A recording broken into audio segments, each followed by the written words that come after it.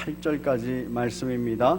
사도행전 1장 6절부터 8절까지 말씀 교독하겠습니다. 제가 6절을 먼저 읽겠습니다. 그들이 모였을 때에 예수께 여쭈어 이르되 주께서 이스라엘 나라를 회복하심이 이때니까 하니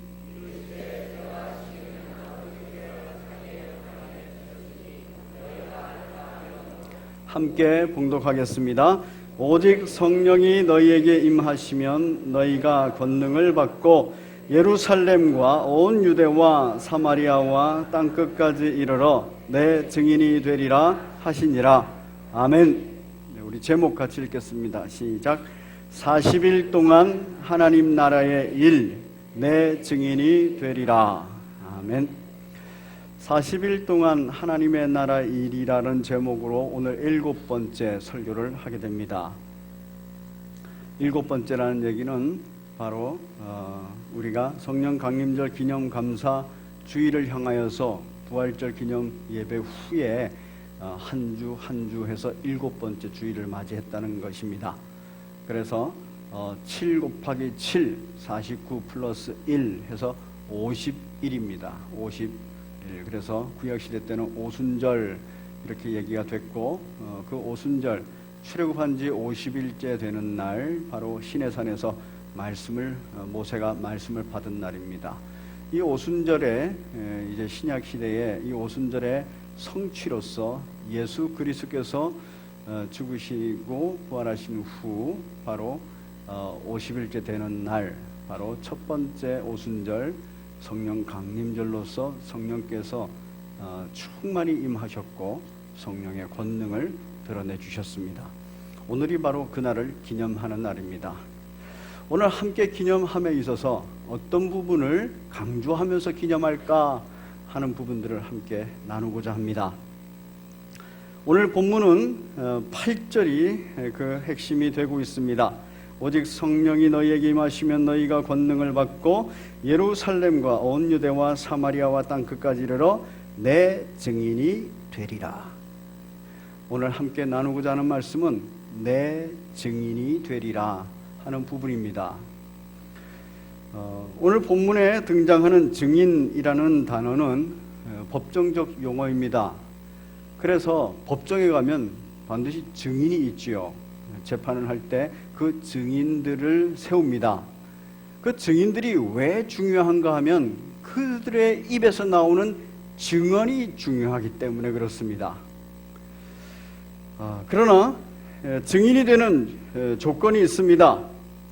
첫 번째 조건은 증인이 될 수 있는 자격은 어떤 사람만이 증인이 될 수 있냐면 직접적으로 보고 들어 경험한 자, 직접 관련이 있는 사람이라야 됩니다. 그 사건에 직접 관련이 없는 사람, 간접적으로 어디서 듣고 어디서 본 얘기를 듣고 이런 사람들은 증인으로 채택이 되지 않습니다.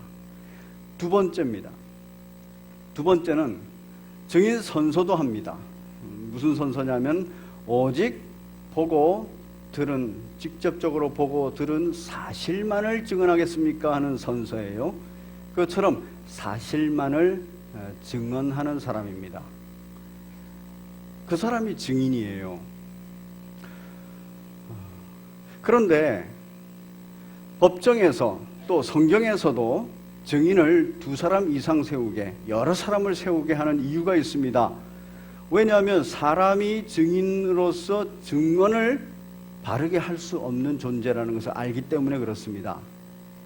보고 들은 것, 직접 보고 들었다 해도 그것을 보고 들은 대로 말할 수 있는 존재가 아니라는 얘기입니다.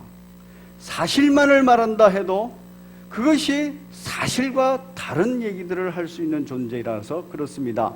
왜냐하면 우리의 인생은 지성의 한계를 가지고 있습니다. 그 이성의 한계를 가지고 있기 때문에 보는 것, 듣는 것, 그리고 사실을 말하는 것, 이것이 항상 완전하지 못합니다. 그래서 성경도 2-3 사람 이상의 증인이 필요하다 그리고 세상에서도 많은 증인들의 증언을 필요로 합니다. 바로 한계가 있는 인생에 최선을 다해서 정의를 실현하고자 하는, 재판을 하고자 하는 노력입니다. 사람은 내가 직접 보았다 그러면 그게 제대로 보는 것일까요? 그렇지 않습니다. 우리가 함께 있다 보면은 자기가 관심 있는 사람, 자기가 보고 싶은 사람만 봐요. 그래서 이번에 우리 한마음 행복 나들이를 할 때도 아이들이 막 거기서 놀고 있으면은 누구만 보여요? 자기 자식만, 자기 손주, 손녀들만 보이는 거예요. 자기가 보고 싶은 아이들이 막 어디서 노는가 그게 보여요. 딴 애들은 누가 놀았는지도 안 보입니다. 자기가 보고 싶은 것만 봅니다. 사람을 이렇게 볼 때도 서로 기억하는 게 다릅니다. 누군가를 얘기할 때, 그분 있잖아 하면 얘기를 하면, 누구? 머리가 긴 그 집사님. 저는 머리가 긴 집사님 이러면 머리가 긴지 짧은지가 기억이 안 납니다. 그런데 또 어떤 분은 콧날이 오똑한 집사님. 콧날이 오똑한지 아닌지 기억이 안 납니다. 그런데 그분들은 콧날이 오똑한 것을 보는 거예요. 머리가 길고 짧은 것을 보는 거예요. 저는 주로 기억이 나는 게 얼굴이 잘 웃는 얼굴인가 웃지 않는 얼굴인가 하는 인상이 기억이 남아요. 그래서 굉장히 막연하다 그러는데 저는 그게 기억이 남습니다.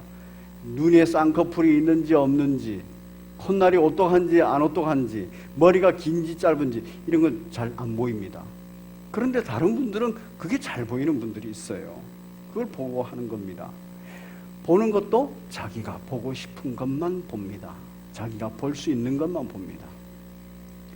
듣는 것은 어떨까요? 실제로 우리의 청각은 의학적으로 증명이 된 건데, 실제로 우리의 청각은 자기가 듣고 싶은 것만 들린답니다. 자기가 관심이 없는 것은 아예 들리지를 않는데요. 듣고 기억에서 없어지는 게 아니랍니다. 그게 안 들린답니다. 그래서 듣고 싶은 것만, 관심 있는 것만 들리는 거예요. 설교를 이렇게 하고 나서도 설교 내용을 서로 얘기를 하다 보면은 목사님이 그런 말씀을 하셨어? 안 들린 거예요. 목사님이 이런 말씀 했잖아요. 그런 말도 하셨어?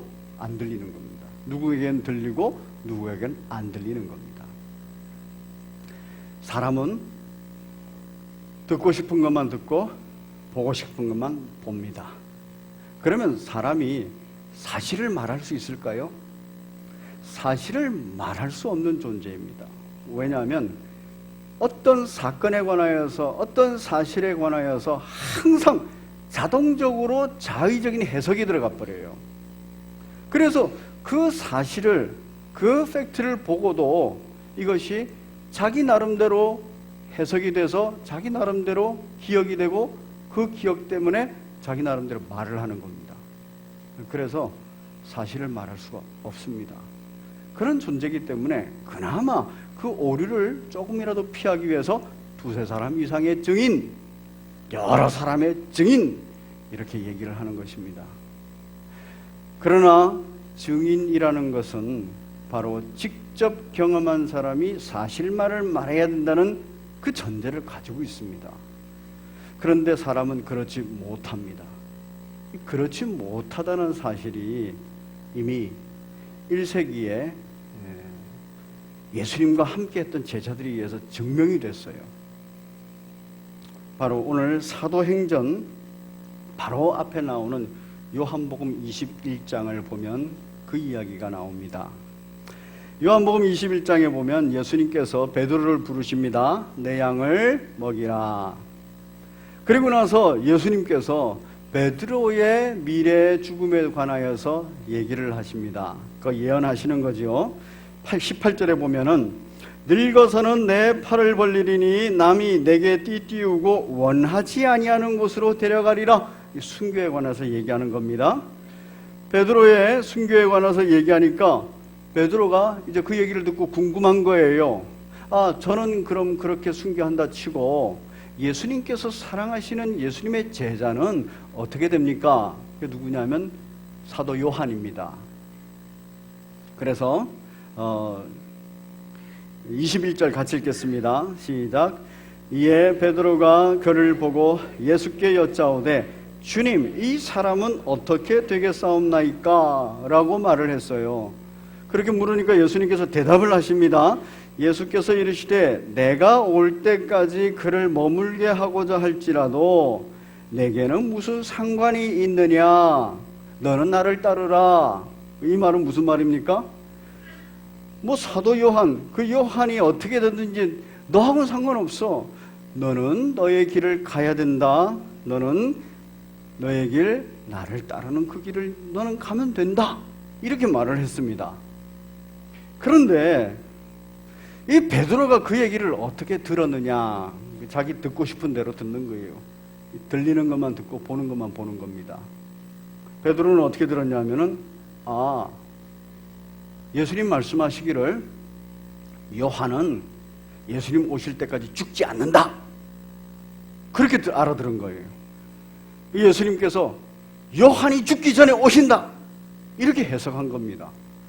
그래서 23절에 이 말씀이 형제들에게 나아가서 베드로가 그리고 제자들이 그 형제들에게 나아가서 얘기하는 거예요. 이 말을 퍼뜨리는 겁니다. 그 제자는 바로 요한은 죽지 아니하겠다. 예수님 오실 때까지 이렇게 말을 했습니다. 굉장히 임박한 재림에 관해서 얘기한 겁니다. 그런데 이거는 지금 베드로가 그리고 그 제자들이 듣고 싶은 거예요. 왜냐하면 빨리 예수님께서 재림하셔서 하나님의 나라가 완성되기를 바라는 겁니다. 그때 자기들은 좌의정도 하고 우의정도 하고 이렇게 하고 싶은 거예요. 자기가 듣고 싶은 얘기들입니다. 그리고 이 얘기를 자기들끼리도 막 하고 그리고 자기와 함께하는 그 제자들에게도 같이 하는 거예요. 그러니까 이 얘기가 확 퍼졌습니다. 원래 내가 듣기에 달콤한 얘기, 그 달콤한 얘기 중에는 거짓말, 왜곡된 얘기, 과장, 그리고 축소된 거 많습니다. 그런데 지금 이 얘기는 내가 듣고 싶은 얘기를 들어서 오해한 부분이고 이것을 다시 말을 만들어서 왜곡시켰고 때로는 과장을 하기도 했고 때로는 상황에 따라서 축소하기도 하면서 지금 예수님께서 곧 재림하실 거고 곧 재림 기간은 요한이 살아있을 때 오신다. 그렇게 얘기한 겁니다. 그러니까 모든 제자들이 예수님을 따르는 모든 제자들이 그렇게 되기를 바라는 거예요. 그러니까 그 얘기가 쏙 귀에 들어오고 마음에 확 찬 겁니다. 그래서 그 얘기를 따르는 무리가 생겼습니다. 여러분, 요한복음은 AD 40년경에 기록이 됩니다. 그런데 이 사건은 AD 30년경에 사건이 일어난 거죠. 그러니까 요한복음 AD 80년경에 기록이 돼요. 그러면 약 50년 동안 이 얘기가 계속 있었다는 얘기입니다. 50년 동안 회자되고 있었다는 거예요. 왜 50년 동안 회자됐겠습니까? 임박한 재림, 주님이 재림하시는 것을 하는 재림 고대 사상, 이게 있었기 때문에 그래요. 그런데 이 일이 있고 나서 불과 50일이 지나기 전에 성령께서 오셔서 베드로가 일어나서 증언을 했습니다. 그리고 분명히 베드로와 그리고 다른 사도들은 이 재림에 대해서 철회를 했을 거예요. 이게 바로 요한이 살아있을 때 오시는 게 아니구나. 왜? 그 때와 시기는 아버지께서 자기의 권한에 두셔야지 너희가 알 바가 아니다 라고 분명히 못 박으셨기 때문에 그게 이해가 되는 거예요. 성령께서 오셔서. 분명히 제자들은 철회를 했을 거예요. 그런데 이 얘기는 50년 동안 계속 남아 있었습니다.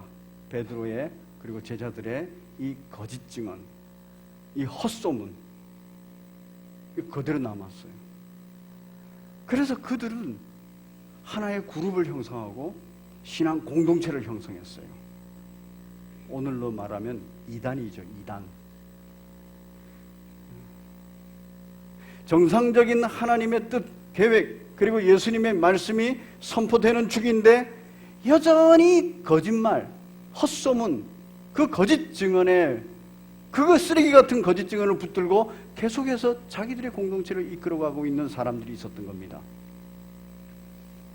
그래서 AD 80년경에 이로부터 50년이 지나가지고 계속 그 사람들이 문제가 되니까 사도 요한이 요한복음을 기록하면서 도장을 찍은 거예요. 뭐라고 도장 찍었습니까? 23절에 예수의 말씀은 그가 죽지 않겠다 하신 것이 아니라 내가 올 때까지 그를 머무게 하자 할지라도 너에게는 무슨 상관이 있느냐? 너는 너의 길을 가라. 이렇게 말씀하신 거였다라고 도장을 찍었다는 거예요. 그러면 지금 제자들과 사도 요한까지도 이렇게 도장을 찍었어요. 그러면 그걸 붙들고 살아가던 그 공동체 이단들은 사라져 버렸을까요? 아니에요. 그들은 어떤 식으로도 유지가 되냐면 이제 정말 AD 100년경에 사도 요한이 밤모섬에서 죽었습니다. 죽었는데 이들이 하는 얘기는 뭐였냐면은 사도 요한이 무덤에서 살아있다. 이거 말도 안 되는 거짓말을 또 하는 거예요. 거짓말 위에 거짓말을 보태가지고 하는 겁니다. 하는 이유가 뭐겠습니까? 자기들이 보고 싶은 것만 보고 듣고 싶은 것만 듣고 믿고 싶은 것만 믿는 거예요. 또 한 가지, 자기의 인간적인 의도가 강하기 때문에 거짓말 위에 거짓말을 또 하는 겁니다. 그래서 그 공동체, 자기들을 따르는 무리들을 유지를 하는 거예요. 이게 인간입니다. 사도 요한은 도장을 찍었습니다. 그거 거짓 증언이다. 도장을 찍었는데 그것이 계속 남습니다. 여러분, 오늘날에도 이 거짓 증언들이 나오지요. 저는 지금 통일교회 문선명 씨가 죽었어요. 지금 통일교회는 무슨 거짓말을 하면서 그 공동체를 유지하고 있는지 참 궁금합니다. 신천지에 이만희 씨가 영생불사한다라고 지금 알려져 있습니다. 그 이만희 씨가 죽으면 이제 신천지는 뭐라고 거짓말을 하면서 또 유지를 할 건지. 어제 제가 책 한 권을 받았습니다. 굉장히 두껍죠. 이 책은 재림 예수를 믿으라 하면서 재림에 관하여서 얘기하는 책입니다. 그래서 재림 예수교 천국 복음 전도회 초막절 이렇게 되어 있어요. 이 두꺼운 책을 7만 부를 찍어가지고 이 책을 한국교회와 한인교회 등 7만여 목회자님들께 전합니다 이러면서 1919년 5월부터 이걸 뿌리기 시작한 거예요.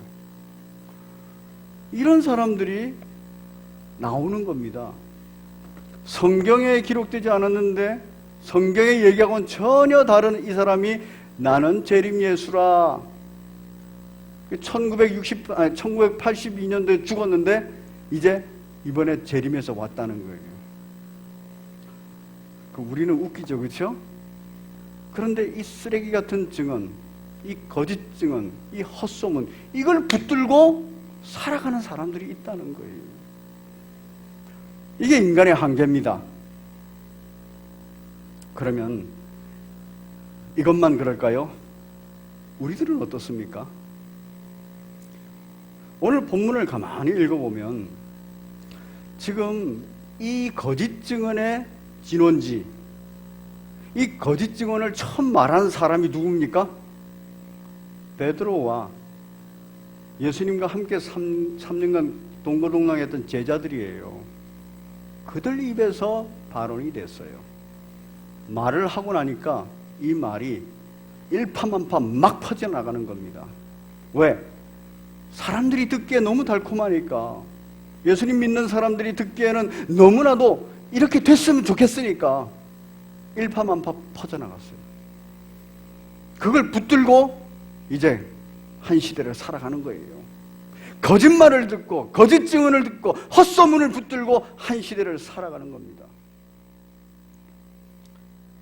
인생의 한계입니다.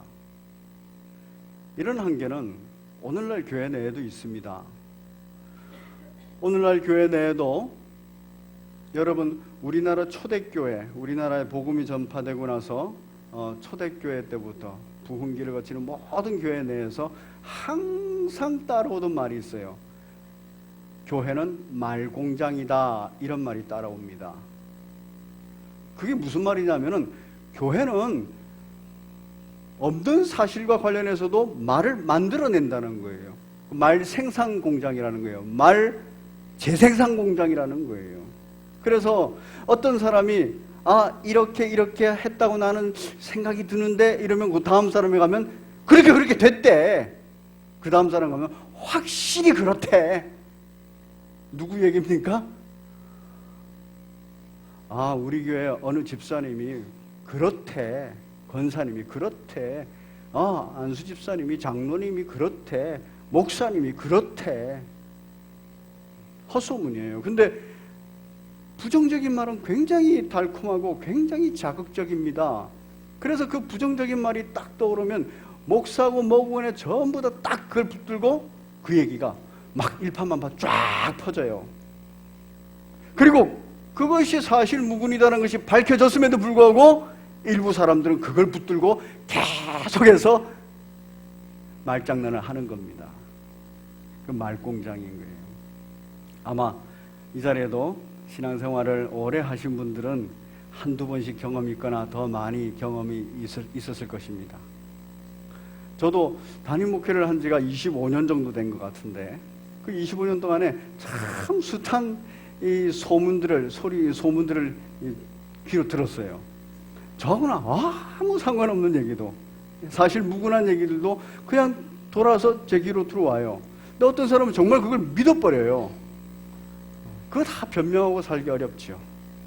그러려니 하고 가는 겁니다. 인생이 그러려니 하고. 단 한 가지, 부정적인 말 이거 붙들고 인생을 살지 마십시오. 부정적인 증언, 부정적인 소문, 부정적인 모든 것들 그거 붙들고 신앙생활 하지 마십시오. 도움이 안 됩니다. 덕이 안 되고 사실이 아니니까요. 중요한 것은 그 얘기가 베드로로부터 나가고 제자들로부터 나갔다는 거예요. 그러면 우리 중직자들의 얘기가, 또 목회자들의 얘기가 누구로부터 나가겠습니까? 그분들하고 제일 가까운 사람으로부터 나가는 거예요. 그래야 그 얘기를 듣고 나면 아이고, 그분이 얘기했으면 맞아. 그분하고 얼마나 친한데, 양집이 숟가락도 몇 개인지 다 알고 있는 집안이야. 아이고, 그분이 말하면 맞아. 그분이 목사님하고 얼마나 친한데 쏙도 다 털어놓고 하는 말인데. 우리 인생의 한계입니다. 제자들은 이 얘기를 해놓고 철회를 했어요.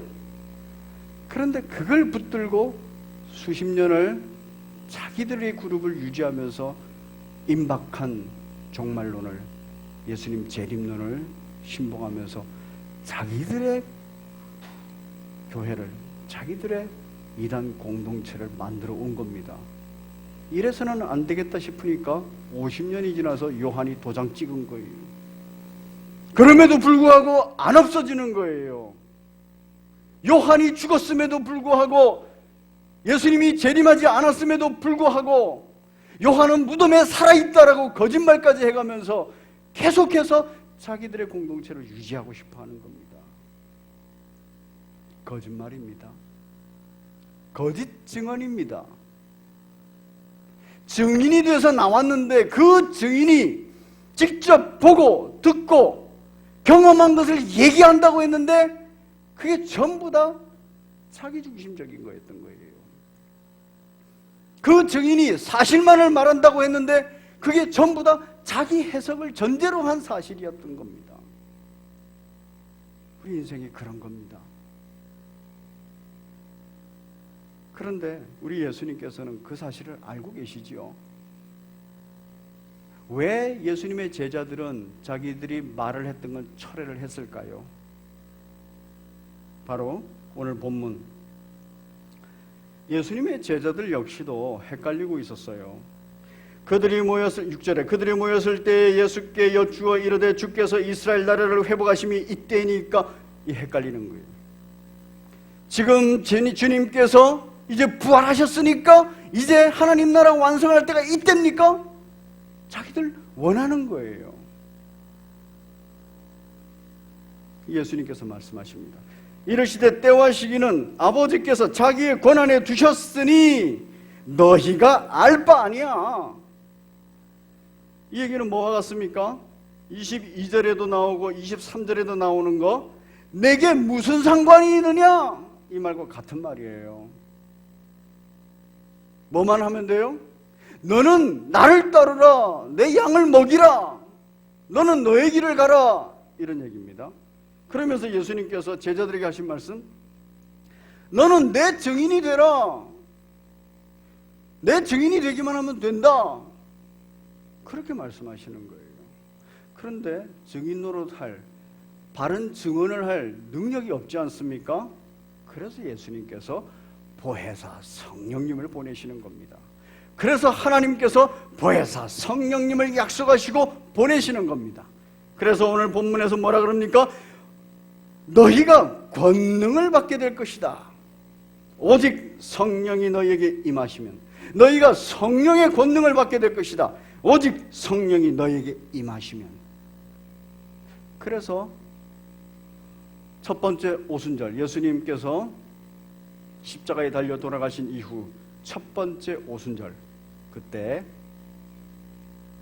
성령께서 임하신 겁니다.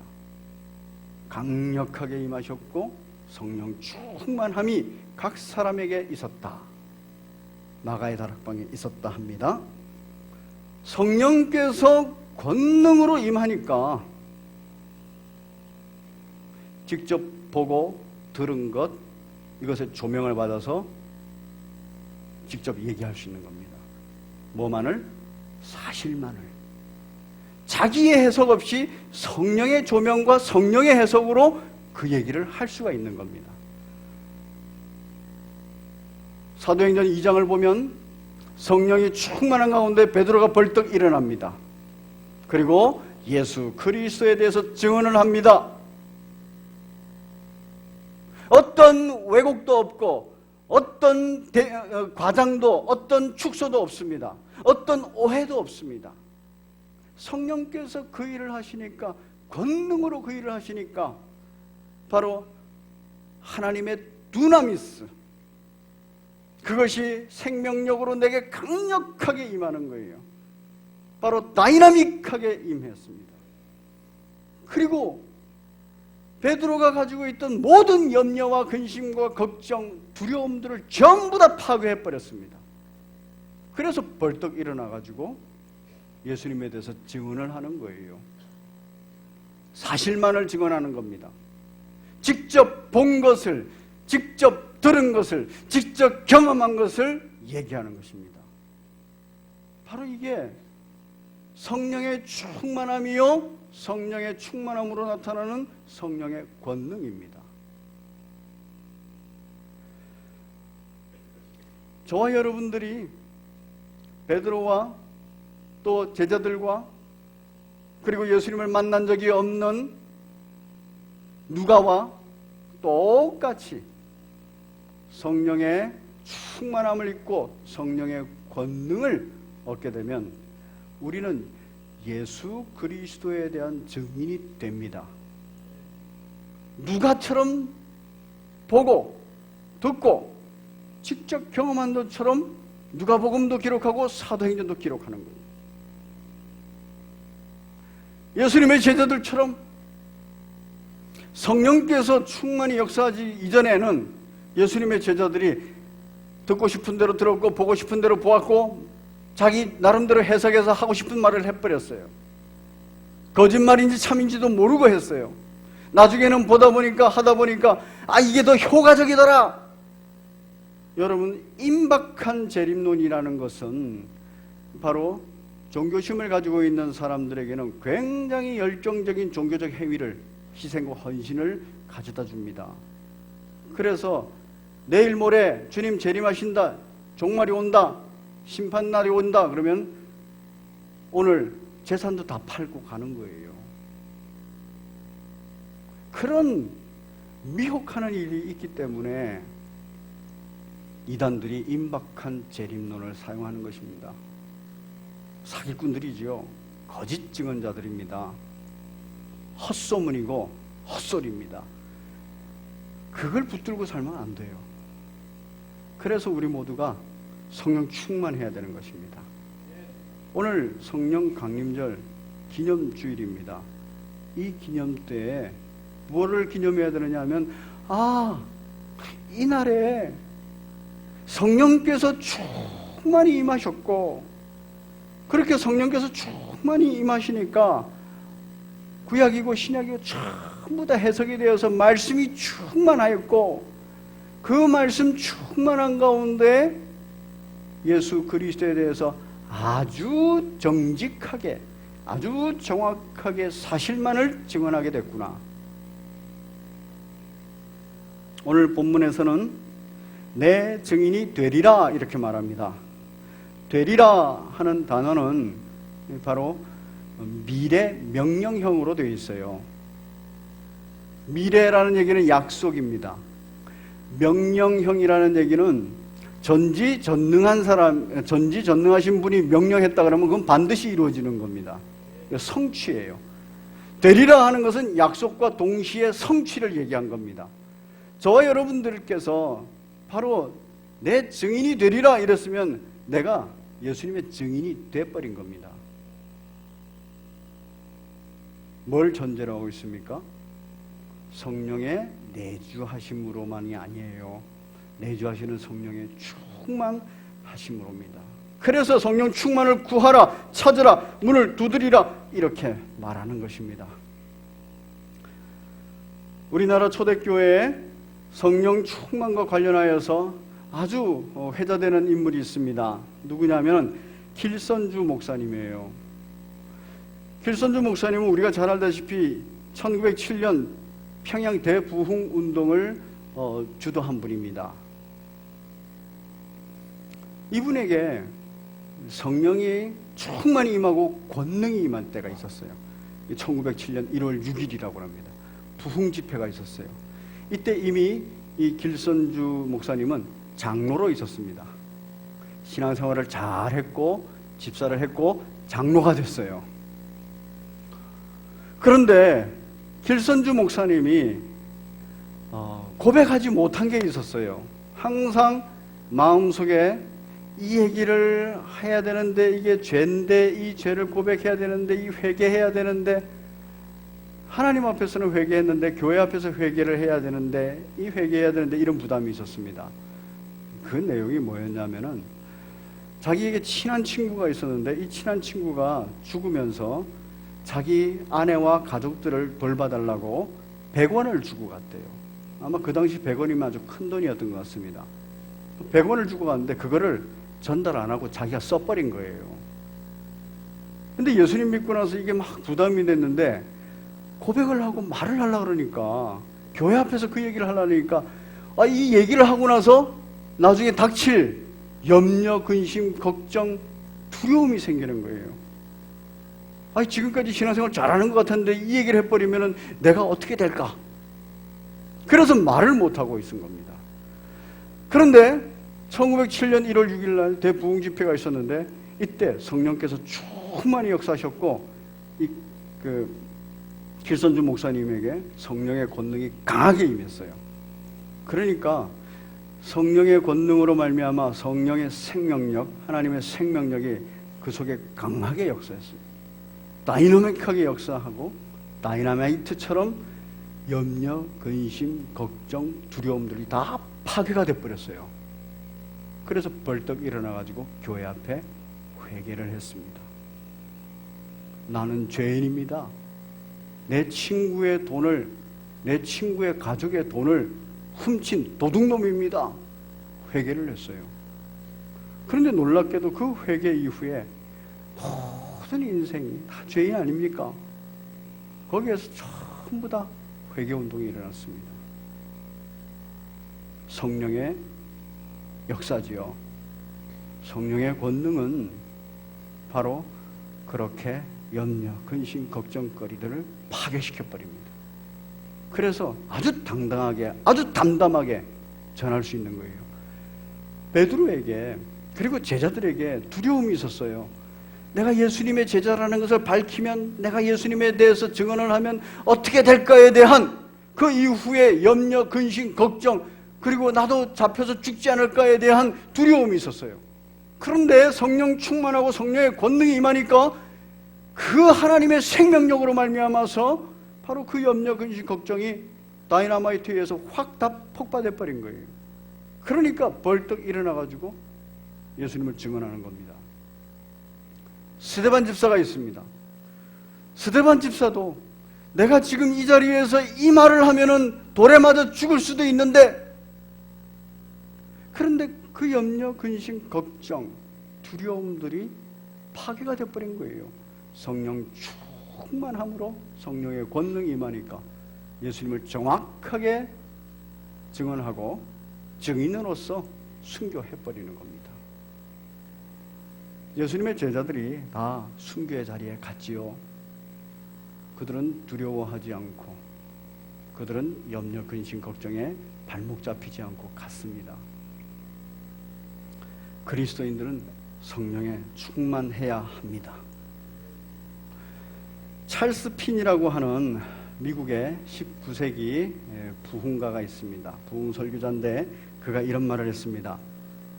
영국의 명설교가 스펄전 목사님도 비슷한 얘기를 했어요.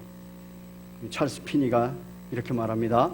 죄인들이 회개하지 않는 것이 죄가 되는 것처럼 그리스도인이 성령으로 충만하지 않는 것이 죄이다.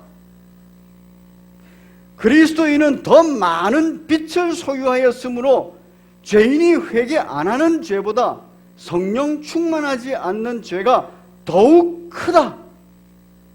여러분, 성령 충만하지 않는 것이 죄라는 거예요. 그래서 심각하게 생각해야 된다는 겁니다. 그래서 성령 충만을 구하고 찾고 두드려야 된다는 거예요. 길선주 목사님은 이를 위해서 참 많이 애를 썼습니다. 정말 몸부림을 치고 발버둥을 쳤어요. 길선주 목사님의 기록에 보면, 길선주 목사는 항상 성령이 충만하기를 갈망하면서 자기의 삶을 온전히 주님께 맡기고 살았다. 이를 위하여 매일 1시간씩 기도하고 매주일 3일씩 금식 기도를 했으며 매해 일주일간 금식하며 기도하는 대기도를 주님 품에 안기는 날까지 계속하였다. 성령 충만을 구한 겁니다.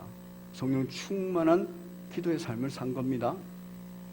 성령 충만은 말씀 충만 없으면은 신비주의로 빠져버립니다. 길성주 목사님은 많은 신비적 체험을 했습니다. 영적 체험들을 했습니다. 그런데 신비주의로 빠지지 않았습니다.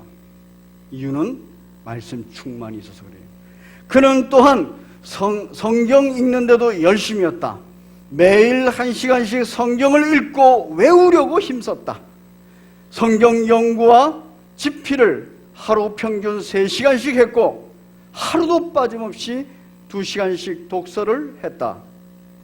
그는 일생을 통해 구약 30회, 창세기, 에스더, 이사야서는 540회, 신약 100회, 요한계시록 10,000회, 요한서신은 500회를 통독하였다. 참 대단하지요. 이런 몸부림과 이런 애씀이 있었던 겁니다. 그리스도인들이 성령 충만하지 않는 것은 죄입니다. 왜냐하면 성령 충만하지 않고는 세상과 하나님의 나라 그 사이에서 끊임없이 양다리를 걸치면서 갈등하기 때문에 그래요. 주님께서 우리에게 평안을 주셨는데 그 평안을 누리지를 못합니다.